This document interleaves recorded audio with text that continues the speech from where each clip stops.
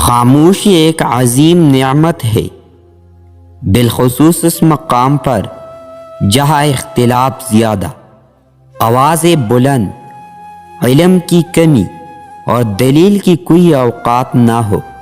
بعض دفعہ خاموشی وجود پر نہیں، دل میں اترتی ہے، پھر اس سے مکمل، خوبصورت اور بامعنی گفتگو کوئی اور چیز نہیں کر سکتی، اور یہ گفتگو انسان کی ساری زندگی کیا حاصل ہوتی ہے،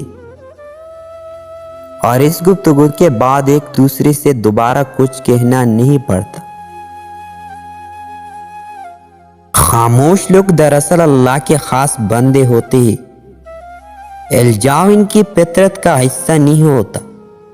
اگر ان پر زیادتی یا ظلم مسلط کر بھی دیا جائے تو محض وضاحت دے کر خاموش ہو جاتے ہیں، کیونکہ ان کا مقدمہ لڑنے والا خود اللہ ہوتا ہے، اور فرشتے اس کے حق میں دعائیں کرنے والے ہوتے ہیں۔